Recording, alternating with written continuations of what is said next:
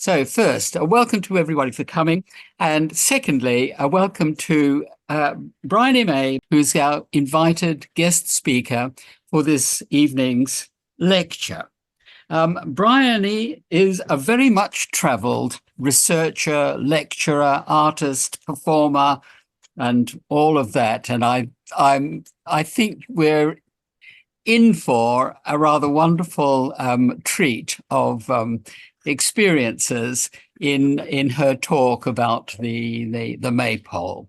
I gather she started off in Aberystwyth in Wales, at least her academic career started there, moved to London, and then to Jamaica, where I gather she spent several years doing what sounds to be a most interesting life of lecturing, researching, producing all sorts of things theatrically. And then finally coming back, currently I believe she's in Lincoln doing her PhD on the Maypole. The Maypole itself is a much-traveled symbol. And I think this is going to be an excellent opportunity of combining what Bryony has assembled together about the Maypole from the 17th century and onwards with her experience of these various places. So without further ado, many welcomes to you, Bryony, and I'll hand over for your talk. Thank you so much. Could I please have my first slide? So, good evening, everyone. I am absolutely honoured to be able to share some of my research with you here tonight. My name is Bryony May Kummer-Seddon, and I am an associate lecturer at the University of Lincoln, where I am working on my thesis, although I am actually in Leeds. Now, today's talk explores some of my thesis findings, but it's also delving into the process of my research and how those findings have actually been generated. So, like possibly many of you, I have a personal connection to Maypole dancers, as I danced them for many years as a child. I then had some years away from them as I pursued my other specialism of sonography.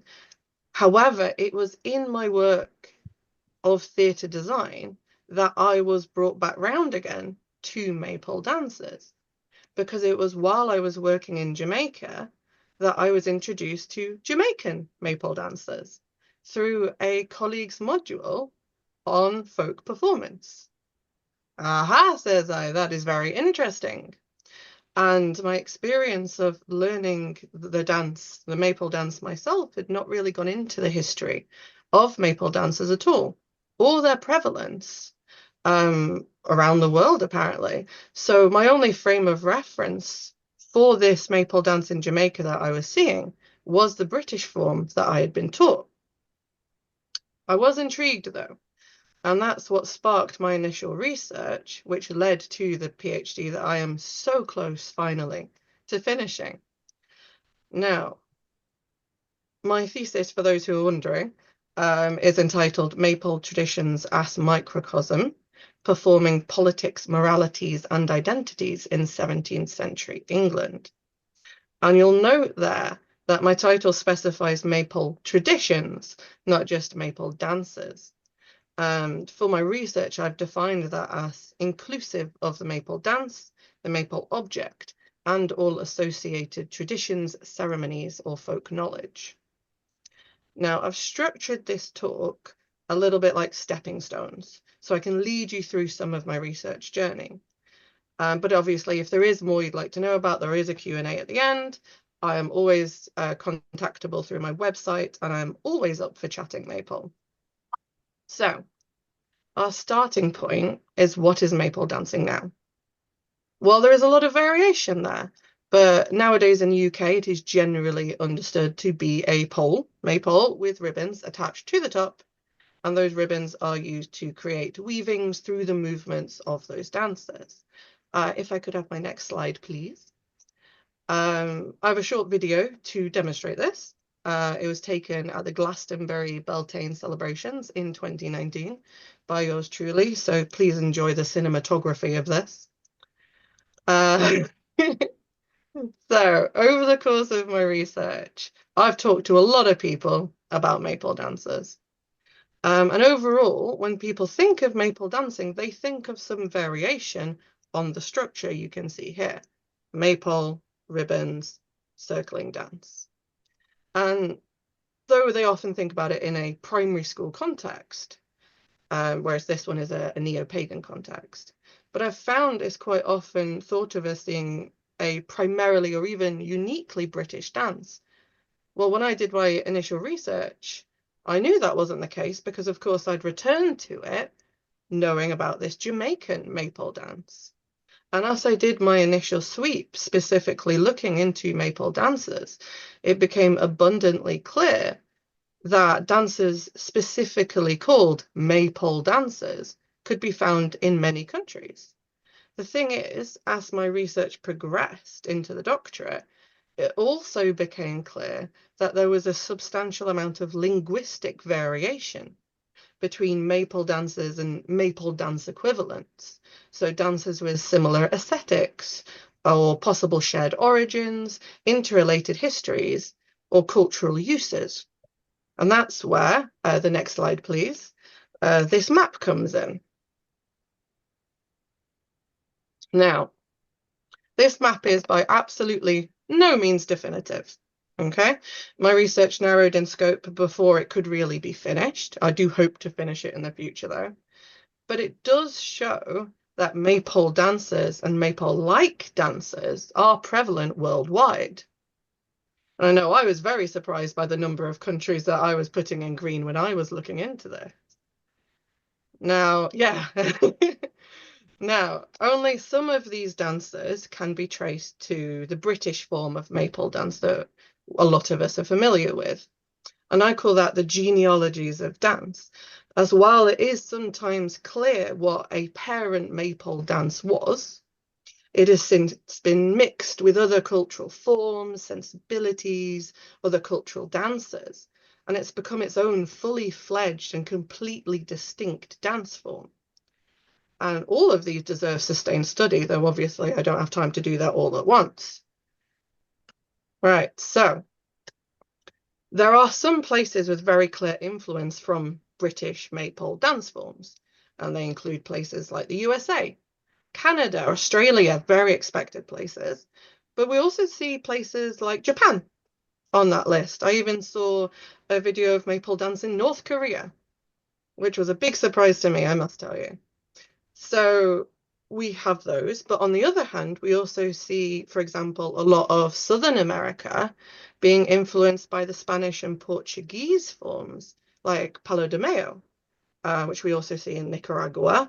But then we also have things like Maybaum in Germany and in the Caribbean and that sort of area. We also have maypole elements in Landship, which is a traditional performance in Barbados.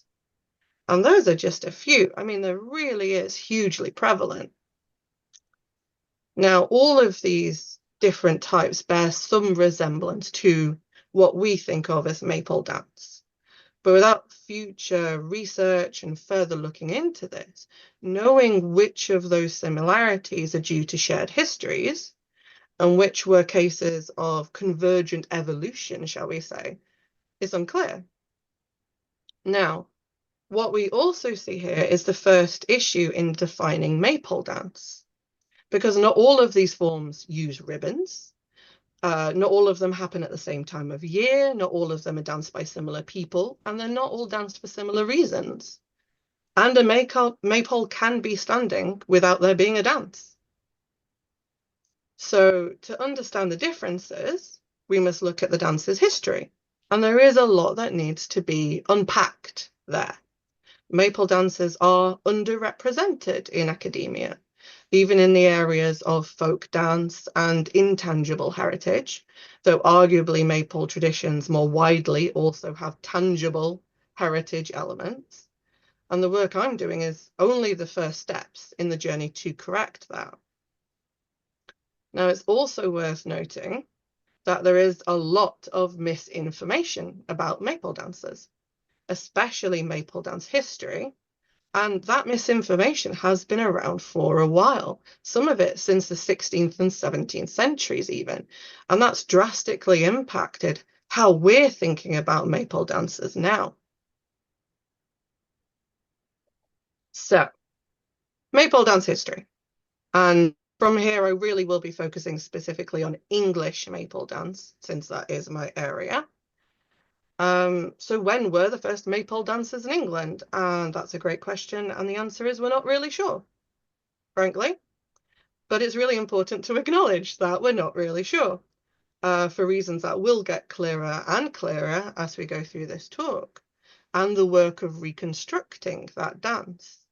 But the first solid mention of maypoles in England that is generally agreed to be specifically actually about a maypole, as opposed to, say, a maple tree or a maypool, was in the Chance of the Dice. If I could have my next slide, please.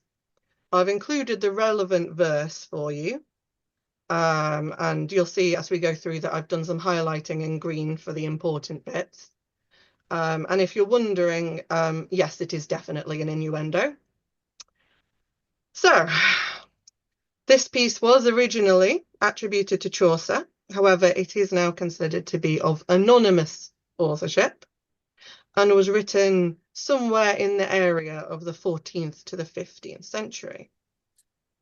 But this is just the first reference that we're sure is a maypole. The idea of a maypole dance, when that is happening, not necessarily the same thing. Though I definitely have accounts in my, kind of current collection, that means we're definitely going back to at least 1490. I know that, I've got a record of that. I'm sure we're at least to 1490.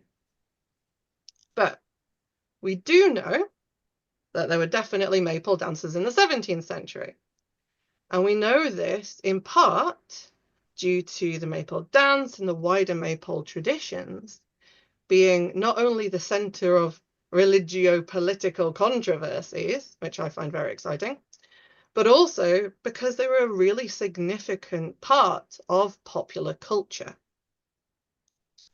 Now, that maypole traditions were a part of these religious and political landscapes that we see in the 17th century England. That has been touched on in academic work before, notably in the works of Underdown and Hodson, and we know that Puritans didn't like it. Okay, we're sure about that. And we're sure that the reaction Puritans had to their dislike of maypole dancing, it didn't go down well the rest of the population. Okay, fine. But what exactly didn't they like, right? We do know that the dance was not the same then. So using our understanding of modern maypole dance to understand what Puritans disliked is not helpful. And that is one of the, I would say, many reasons why a reconstruction is so important. Because how can you really understand what people disliked or supported in a dance if you don't actually know what it was? You don't actually know what the dance was comprised of. So how do we find that out? Well, obviously there are some complications here. Dance is by its nature ephemeral, intangible. And this is the 17th century. So we have no cameras. We have no film, as much as I would have loved that. And that's a bit of a setback, honestly, in understanding what this dance was. Now, some dancers were formally taught during this period. We have dancing masters traveling around and teaching dancers. Okay, says I, maybe the dance is recorded here. But of course, there is no such luck there. Maypole dancers were very firmly in the folk domain, and it does appear that the transmission of that dance knowledge was through participation within communities. It's learnt by doing. It's not written down. And there's also surprisingly little surviving art of maypole dancers or even maypoles. So what am I left with? Well, I am left with words, texts. Now, sadly, it does not appear that someone in the 17th century was as interested in maypole dances as I am. I would have loved it if someone in the 17th century was as into Maypole dances as me, but if they were, I'm afraid their texts have not survived. So, texts specifically discussing Maypole dances and Maypole traditions in general, they are quite rare. So instead, this study has relied on hundreds of sources, all contributing some morsel in corroborating the evidence of its peers. And included are broadside ballads, we've got pamphlets, chapbooks, books of prose, music and poetry, diaries, letters, stage plays, maps, almanacs, dictionaries, as well as government and church records. So the reconstruction of Maypole dance in this period and in this study has really in every way that matters been a jigsaw puzzle. But of course, if it's a jigsaw puzzle, that means that every now and again, I get to find an edge piece, right? So I've included a couple here for you. They're both broadside ballads. If we could move to the next slide, please. And broadside ballads were poems and songs. They're meant to be shared and they're cheap and accessible. So here we have rural recreations. Okay, don't worry, the green bits are really the important bits. But yeah, okay, and also bear in mind that I'm only telling you the bits I have corroborated. So assume there are hundreds of other resources that I've also checked here. So, oh, and also bear in mind that most of them don't have this much information in. Most of them are a sentence. It's mentioned in passing. Here's a little bit of information, and that's all you get. So here we have to the green. We know where this dance is happening, okay? It's outside. It's on communal land. Greens were often central areas for their communities, and that's where we're placing this dance. We also have here with pleasant garlands crowned. Okay, so ring-shaped garlands, wreaths, as we would see at Christmas now, were a very common decoration for maypoles. And while it doesn't appear that there were any costumes or clothing that was specifically worn to dance the maypole, apparently flower crowns were actually historically accurate, which I thought was kind of lovely. We also have brave lasses have lads to attend them. So it's a dance for mixed genders, okay? And this is very, very widely supported by evidence that Maypole dances were a part of courting culture, okay? So it's people getting to know each other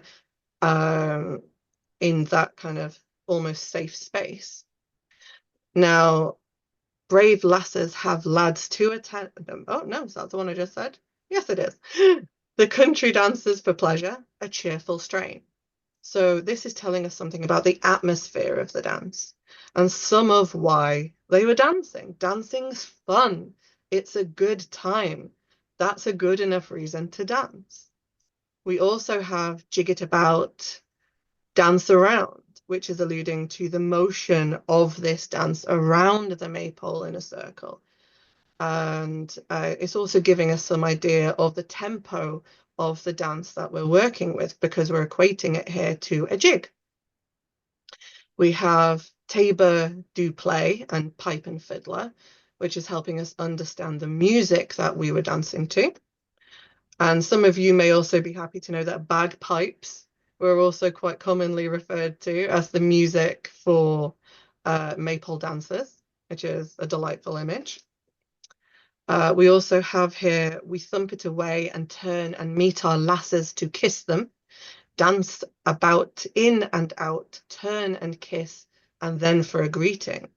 And in that, we're really starting to get some idea of the kinds of steps and gestures and motions that the dance is comprised of. Also in here, we have Lord of the May he shall never be, for I can dance as well as he, suggesting that maypole dance was not only a skill, like a skill to be learnt and mastered, but that mastering it could have an impact beyond the dance itself. So we also in this one have Joan, thee and I, the garland shall win, which is introducing an element of competition. And that gets directly linked to the idea of courting in the corroborating texts. So the idea that you are competing not between different Maypole groups, but within a Maypole group to be the best dancer, because that is seen as desirable, which I think is very interesting. But of course I do. So this ballad actually gives us quite a lot of information, but the process of understanding all of these bits of information necessitates seeing more. Now, I've included one more, if I could have the next slide, please, which also has lots in, because this is my talk and I can just pick out the ones that have lots in rather than all the ones that only have a sentence to show you. So this ballad is the Roll Roll Dance about the Maypole. And this one is supporting some of the suggestions of our first ballad, while also adding in elements of its own. So we have A Way to the Maypole, which supports the idea of these maypoles being permanent structures. And knowing that maypoles were permanent structures opens up the exploration of maypoles outside the context of maypole dances, because maypoles were used in a myriad of different ways. Now we have minstrel standing by, we have fiddler play. They told the fiddler then they'd pay him for his play, and each a twopence, twopence gave him and went away. Now, yes, this is reinforcing that we have a musician, okay, but this is also slightly reframing that with the idea that this is a professional musician. And we also have in this the knowledge that the dancers were not necessarily also making the music with which to dance to. And that also changes the experience of doing that dance for those people. They are not, for example, keeping the beat themselves. They have someone external to do that for them. Now, we also have in here Packington's Pound and Sellinger's Round, some of which you may recognise. Both are common tunes in the folk repertoire. They're still used today in folk music. But this is one of very, very few resources that actually specifies a tune with which to Maypole dance. Like, it's incredibly rare to find something that actually says this is what we were dancing to. So this is really useful. We have Jig it up and down, his hat off to his lass, and every girl did curtsy, curtsy, curtsy on the grass. It looks like curtsy, but it is just an archaic form of curtsy. Now, this is adding to our repertoire of possible moves, and it does support the idea that Maypole dances were done outside. Okay, we might now assume that Maypole dances would have been done outside, but there are resources from the 15th century saying that a Maypole dance was done inside a church. So that's not necessarily as obvious as it could have been. Then every man began to foot it round about, and every girl did jet it, jet it, jet it in and out. Suggests that at some points in the dance, men and women had different but complementary moves. Okay, that is quite unusual in the record, though, because a lot of texts indicate that dancers were moving in a very similar way, such as holding hands in a ring and moving together as one. We also have in this one, the fiddler then began to play the tune again, and every girl did trip it, trip it, trip it to the men. Okay, so obviously our musician is getting reinforced here, but I'd say more interestingly, we have the idea that these dances are occurring in waves. So you do one for a bit, maybe have a little bit of a break, cool down a bit because they were quite fast, apparently, and then have another go and do another dance, all right? And the thing is, because we don't have ribbons being woven in this period, it's much easier to do that stopping and starting. And it would have been easier at any point. You know, you could have even left in the middle of a dance without it impacting as much as it might have now. So we also have in this one, until it was late, from morning until night. Okay, so they were helping placing our maypole dances in time. It does appear that people may have danced for a while, but that would have been influenced by what kind of event the maypole dance was happening at. And if they were happening at a wider community event, like a church ale, I'm going to go into those a little bit more in a minute, but they are longer events, so they may well have had people swapping in, swapping out, and maypole dances may well have lasted longer. Now, I'm going to stop there with these texts because they are very wordy, but please just assume that this kind of analysis happens approximately 400 more times.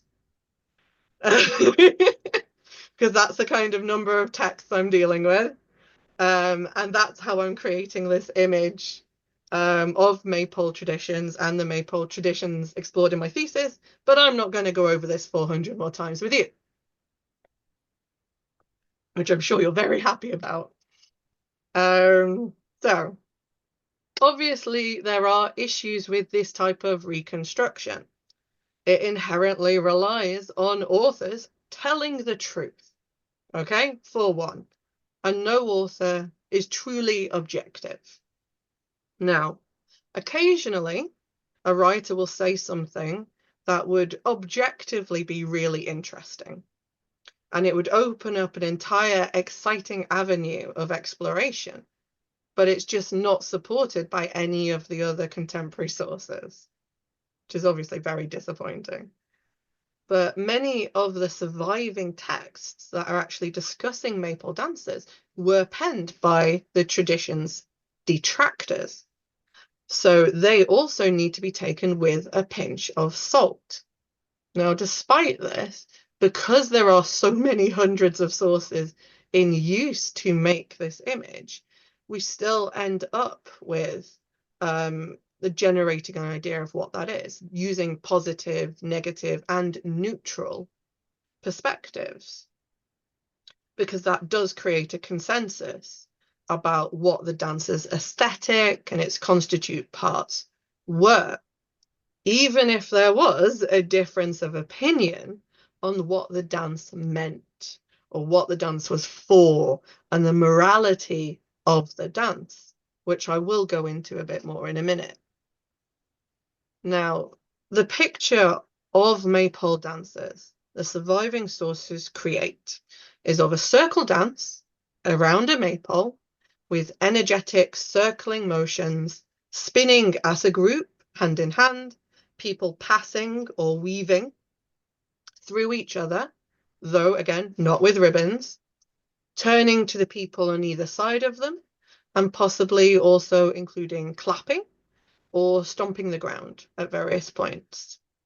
Now, though no choreography of these elements survives, it does appear that the maypole dancers in the 17th century were much more focused on the interaction between the dancers than modern maypole dancers, which can feel very ribbon focused, especially when you're dancing it yourself and you're trying to keep in mind where you are and making sure you don't make a mistake in the weave, which of course everyone would be able to see.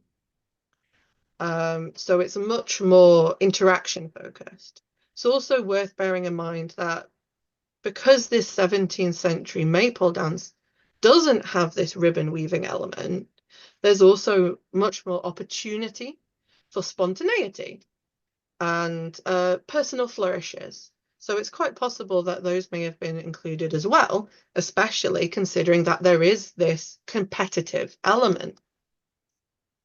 So you will notice that as I've gone through these broadside ballad texts, that I've also highlighted elements that do not directly relate to the choreography of the Maypole dance. And while certainly knowing the steps and gestures of the dance are important, they are not the be-all and end-all of this reconstruction. When we dance, we are engaging with history, culture, and our own personal experience. But so were they, right? So I would argue that without exploring Maypole dancing's cultural context and analysing its meaning to its practitioners and arguably its detractors, the Maypole dance itself cannot be fully understood, or at least understood as fully as any historical dance can ever be. So aside from the dance steps themselves, what other elements do I need to reconstruct to understand 17th century Maypole dance? Now, there was a hint in my title with dance experience culture, but I have gone into somewhat more detail. If I could have my next slide, please. Thank you very much. So, were objects used? Okay, so a key aspect of Maypole dance is the Maypole itself. So it follows that to understand Maypole dance, the Maypole object must also be reconstructed in form and use and connotation. How do we understand the Maypole object's impact on our understanding of Maypole dance? Well, that's to do with interpretation. It's to do with meaning making.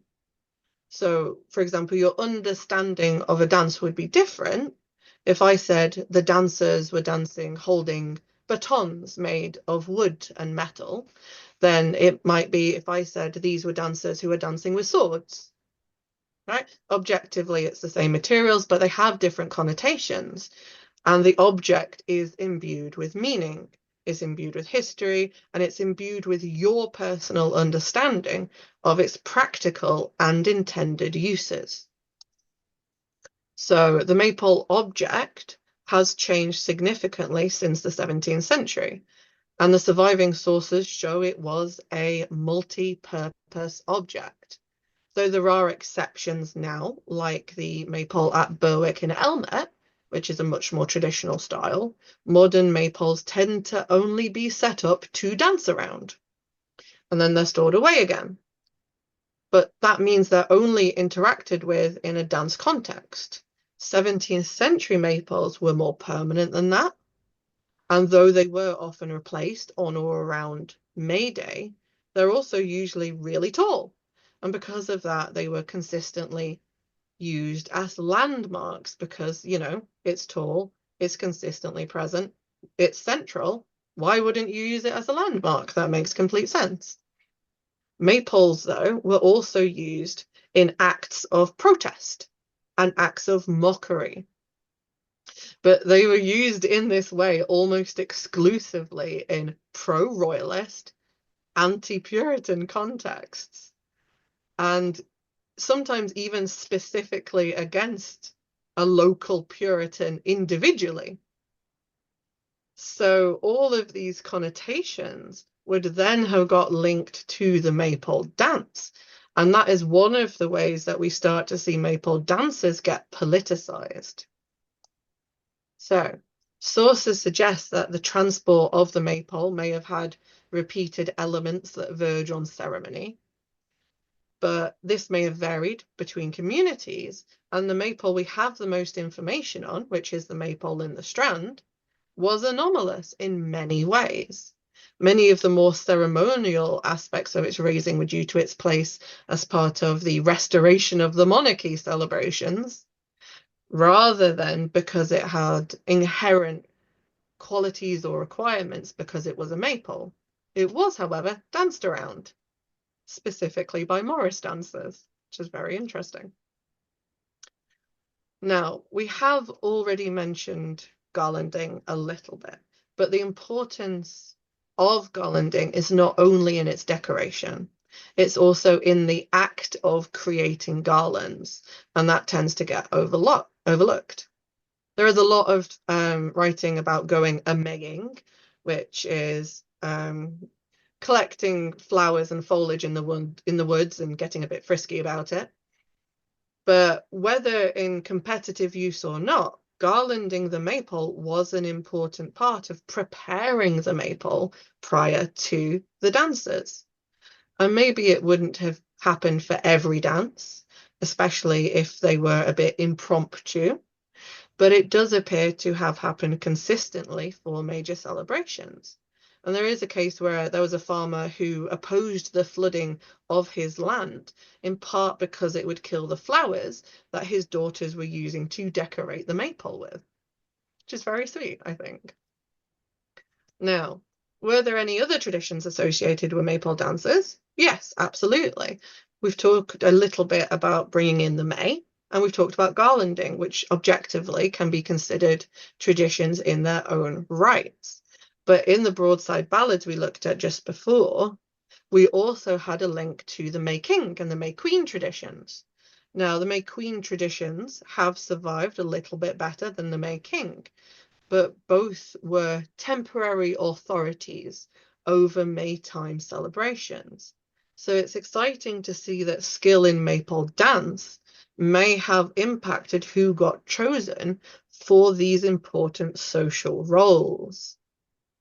Now, the Morris dance also is very closely linked, and there is a little bit of overlap sometimes, especially because they often appeared at similar holidays and in similar spaces. And, you know, there are a few resources that talk about dancing the Morris around a maypole, or specifically Morris dancers dancing around a maypole. And of course, we have the Betley window, which is a little bit earlier, which depicts a maypole with Morris dancers around it.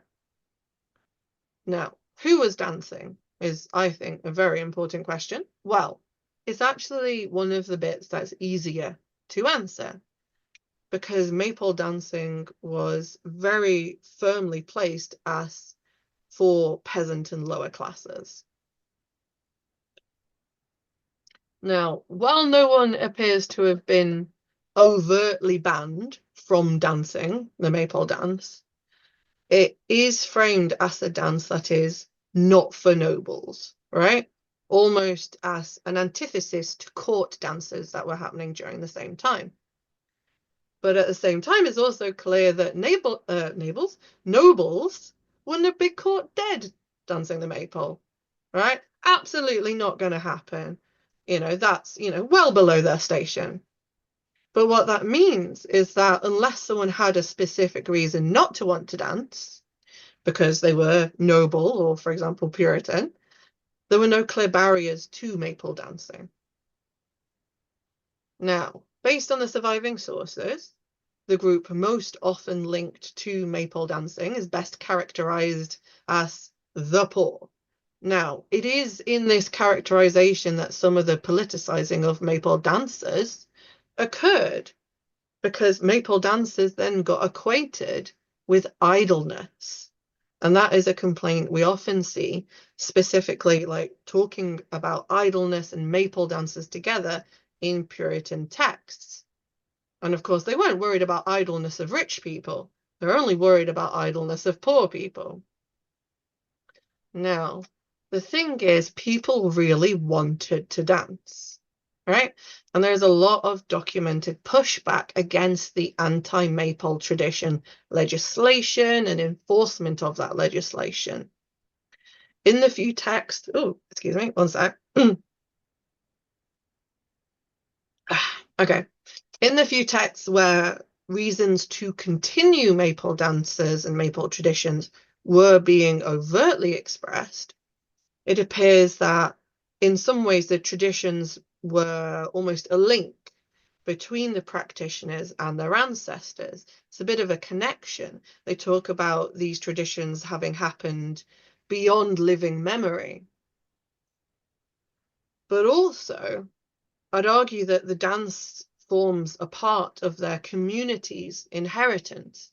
It is something that is passed down to them as a group, something that they've looked forward to, something that they've done for years at this point, with both government and church approval.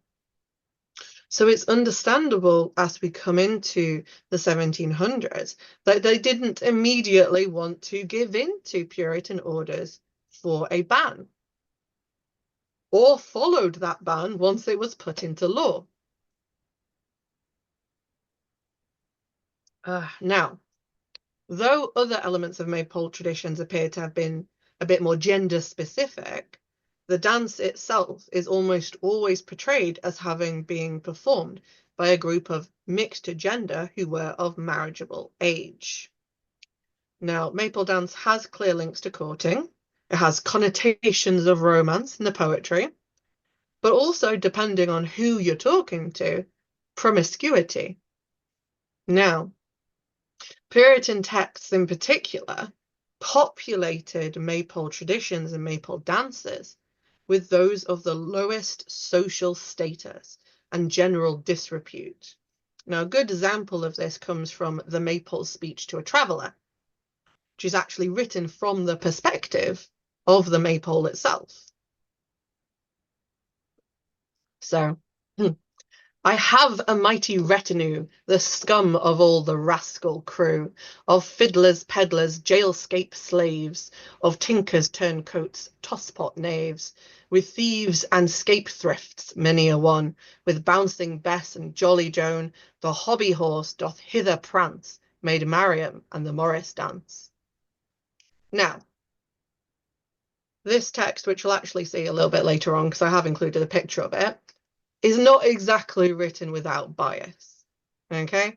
So an aspect of this reconstruction of Maypole dances that I'd not really anticipated was picking apart the polemic and propaganda.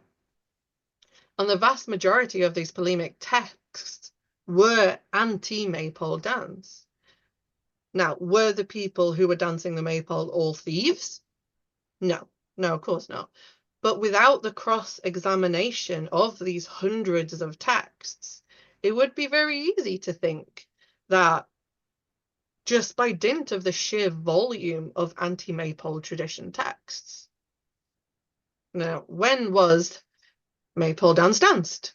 So, modern Maypole dances in England most commonly get linked to May Day. And one result of this is that some modern texts discussing historical Maypole dances focus specifically on May Day.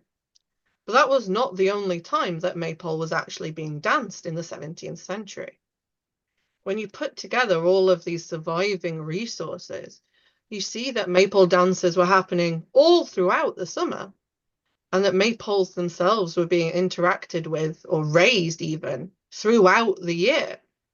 A common time to dance the Maypole appears to have been after church on Sundays. And that was a major point of contention for the Puritans, who were, engaging with Sabbatarianism and thought that Sundays should have only specific things happening on them. And what those things were not Maypole dance. Now, as well as being danced on Sundays, extant sources specify particular days where events were held outside of the annual folk or religious calendar, and they range throughout the week and from spring to autumn, which is a much wider spread of use in the year than certainly I was expecting when I began this research. Now, many events where Maypole dances took place were community events. Okay, so we're talking events like church ales, which are community gatherings. We're usually in aid of some charity. They were raising money, possibly for the church or possibly for maybe someone in need. But these were not beholden to the annual calendar in the same way that May Day or Whitsuntide would be. And that suggests that Maypole dancers were not only engaged with in this folk year context, you could just do it when you wanted to, right? Now, we've talked about the fact that Maypole dancers were commonly on greens, right? We saw that in the ballad. But that was by no means the only place that they could be occurring. And dances could occur in the streets, particularly in urban contexts. So the placement appears to have been primarily a practical choice rather than for any spiritual or connotative reason, though within these communities, that placement obviously stayed the same. And while we do have a lot of records specifically from the Southwest, Maypole dances were recorded nationally, all the way to the top and all the way to the sides. So, prevailing opinions on the dance, well, that is harder to state with certainty. Were the Puritans a loud minority? Arguably less of a minority in the time before and during the Commonwealth, but we only have the surviving sources to judge this by. Understanding Maypole dances also suffers from the fact that this was a dance for the common people. And we know that they were less likely to have an opportunity to document their lives. We have lots of resources from the nobility because they were able and had the provision to document their lives and document their dances. And we just don't see that as much for Maypole dance. So, though the inner thoughts of Maypole dancers may be lost, their actions spoke volumes. And in the protection of maypoles, and by extension, Maypole dances, communities literally came to blows in support of their traditions. And the negative perspective that is kind of enforced by these Puritan leaders was then counterbalanced by the explosive revival of Maypole dances in conjunction with the restoration of the monarchy. So in the later part of the 17th century, Maypole dancers are enjoying renewed enthusiasm, but also have this new connotative link to the monarchy. And that leads to their inclusion in Capel Day celebrations, as well as celebrations like May Day, because Capel Day was specifically to do with celebrating Charles II. So this is leading us to our last key question, which is, why did they dance? Now, intent is difficult to prove, an issue that Puritan detractors were also facing when they were disparaging this practice. But it is in the intent that we see one of the most fundamental disagreements or misunderstandings or interpretations of Maypole dances. Now, there is no evidence from Maypole dance practitioners that they saw the dance as anything beyond a specifically secular celebration, right? So though maypoles were occasionally used in innuendos, as we saw earlier in the Chance of the Dice, sources suggest that these were instances that were anomalous, and that in general use, the maypole was not seen as a phallic object during this period, especially in the context of the dance. Now, something that should also be remembered here, when you're imagining 17th century Maypole dance, is that the vibes were just not what we might now expect. This wasn't a quaint children's dance. It's much closer to going out clubbing with your friends at university, right? It's a completely different atmosphere. And I think that's one of the most useful keystones to remember when reframing what the Maypole dance was during this period.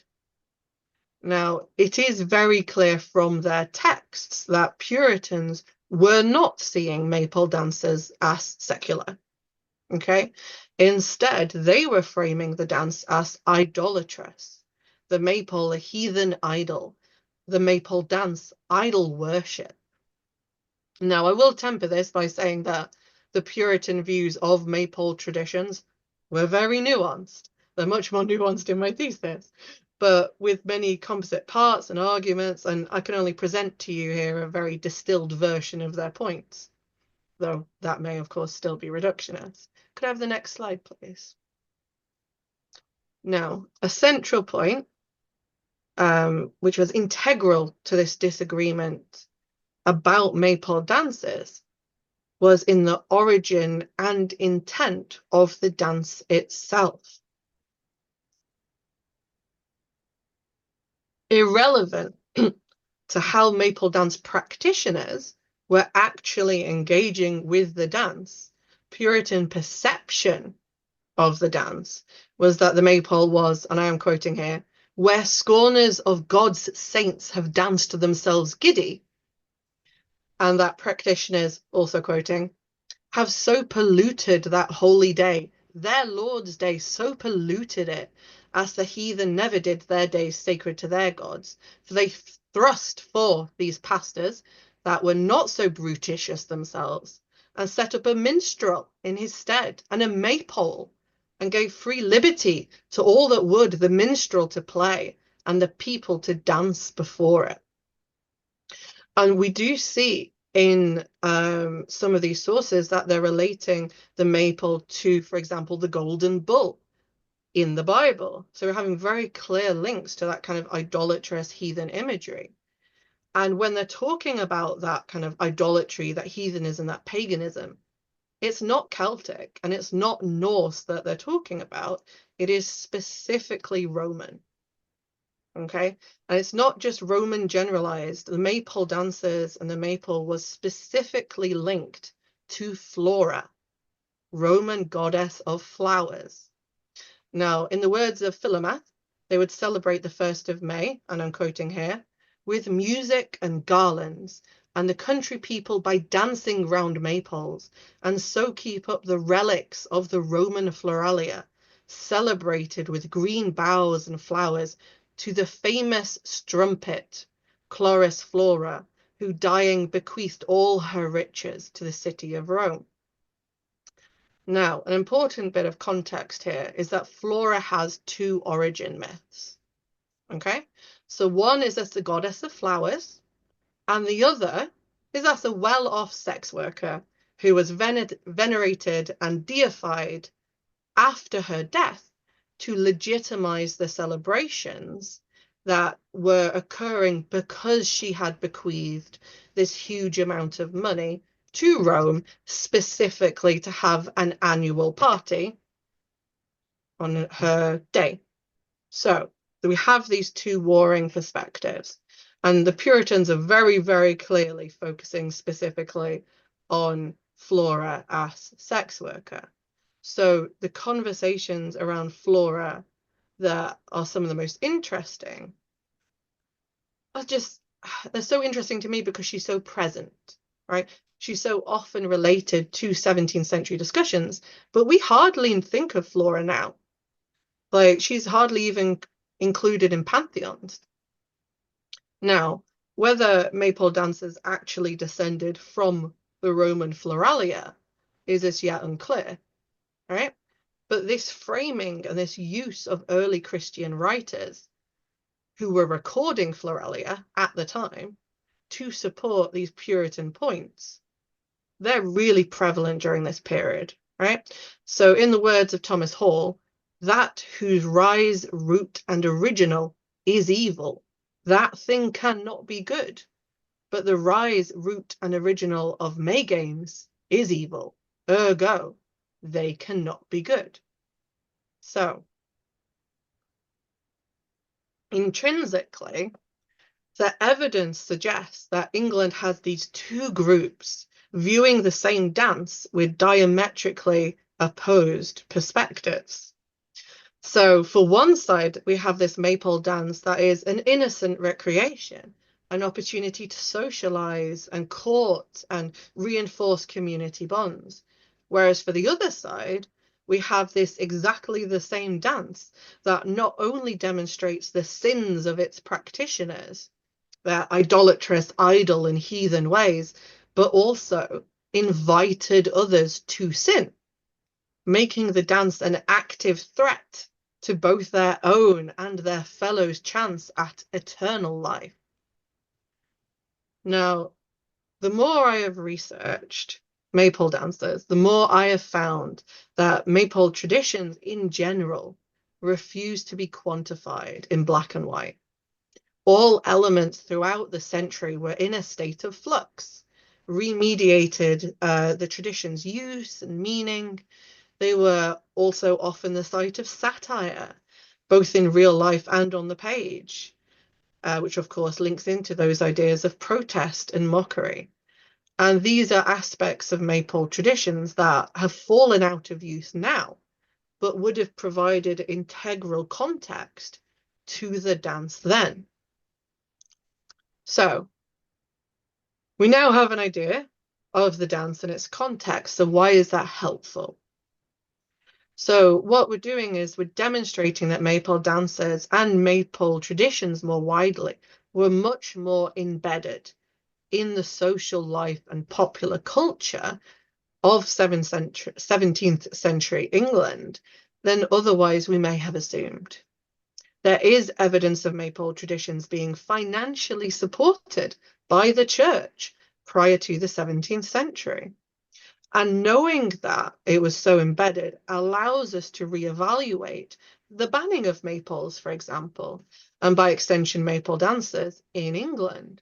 The Maypole dance described by Puritan writers as some orgiastic den of ill repute hardly matches the image created from the jigsaw of primary accounts. At the same time, though, this information contextualizes what were to the Puritans some very real concerns about the morality of their neighbours and, by extension, the moral standing of their country. So Maypole dance wasn't some static tradition continued only by habit or practice or sense of duty. The dance and traditions were actively supported in their communities, and the attempts to enforce Maypole bans only illustrate how tenacious support for Maypole traditions actually was. Now, central to my research is the idea that through the reconstruction and analysis of Maypole traditions, more can be learnt about the people, beliefs, and anxieties of that time. And I hope you've seen some small smidgen of that today. And this has shone a light on aspects of historical Maypole dances you might not have previously known about. So where this research goes next? Well, over the course of this study, this research, I've only reconstructed 17th century Maypole dance. It's not the same as what came before it. It's not the same as what came after it. And just as it was not practiced in the same way over time, it's not practiced necessarily in the same contexts in, for example, Wales, Scotland, Ireland, despite their proximity. So I would argue more research needs to be done, not only on Maypole dances and traditions in England's neighbours, but also worldwide as well. And I know I'm really looking forward to future research tracking those genealogies of dance, as I mentioned before, and highlighting the interconnectivity of all of these exciting traditional distinct forms around the globe. And I really look forward to hopefully sharing more of that research with you in the future. But that is me done for now. So thank you. There are a couple of slides of references for those who are interested in that sort of thing. There's one.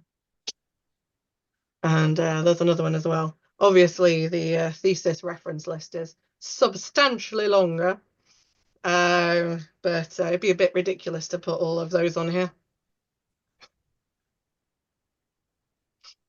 So yeah, that's me.